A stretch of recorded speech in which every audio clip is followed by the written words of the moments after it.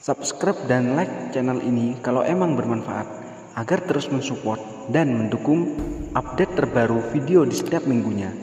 Satu kali subscribe dapat memanusiakan manusia. Terima kasih.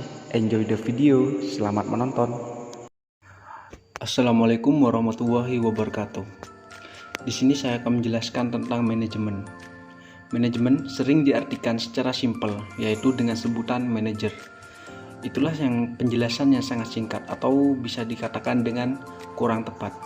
Di sini saya akan menjelaskan secara singkat, padat dan efisien, diambil dari berbagai pakar para ahli.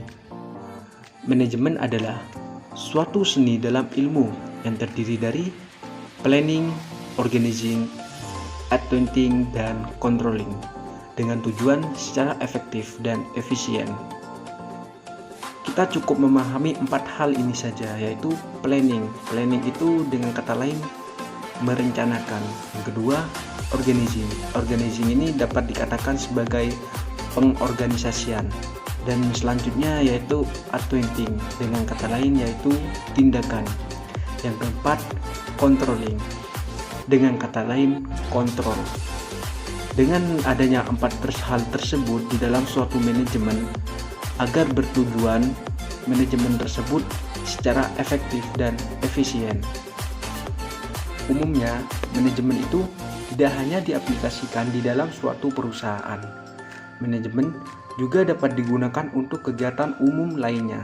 Nah, saya akan mengambil contoh secara umum saja, yaitu kegiatan kepanitiaan lomba di suatu pendidikan ataupun perguruan tinggi. Pastinya kita masih bertanya-tanya, mengapa manajemen itu bukan hanya ditetapkan di dalam perusahaan? Saya akan sedikit mengulas. Di suatu pendidikan maupun perguruan tinggi, pastinya ada dong badan-badan khusus yang internal di dalam suatu pendidikan maupun perguruan tinggi, yang lebih gampangnya disebut dengan sebutan organisasi. Organisasi tersebut pastinya memiliki program kerja, yaitu sering disebut dengan proker bulanan maupun tahunan. Saya mengambil studi kasus tentang program kerja lomba kreatif video yang diadakan di suatu perguruan tinggi. Nah, si ketua organisasi ini akan memplanning atau dengan sebutan merencanakan bagaimana alur lomba tersebut. Lalu dibentuklah organisasi dengan sebutan organisasi. Biasanya di dalam suatu organisasi tersebut sudah ada bagian bidang masing-masing. Salah satu contohnya ketua, sekretaris, bendahara, perlengkapan, seksi acara, dan lain-lain.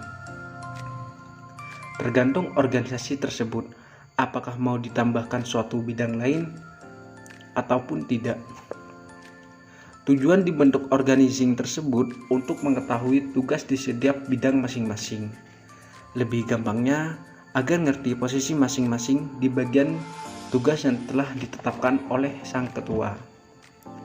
Nah, setelah selesainya proses organizing, selanjutnya tindakan accounting dengan sebutan melaksanakan lomba tersebut dengan ketentuan sesuai di tugas masing-masing. Misalnya nih, di bagian perlengkapan, bertugas di bagian alat.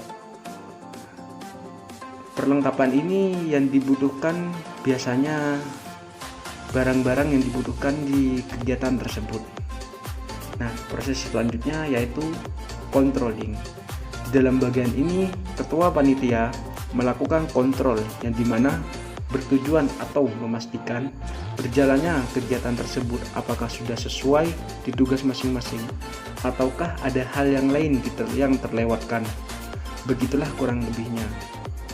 Nah, begitulah sekilas tentang cara kerja manajemen atau suatu ilmu ketika kita terapkan di dalam suatu event kepanitiaan lomba. Nah, manajemen bukan hanya dibutuhkan di dalam suatu perusahaan ya. Kita dapat mengaplikasikan di suatu bidang kegiatan umum lainnya, yaitu contohnya event, usaha. Di dalam keluarga juga dapat melakukan suatu, di dalam keluarga ini juga bisa ditanamkan suatu ilmu manajemen. Dengan adanya 4 hal tersebut, yaitu planning, organizing, advanting, dan controlling, kegiatan lomba tersebut akan berjalan secara efektif dan efisien, yang apabila digabungkan menjadi yang namanya suatu ilmu manajemen.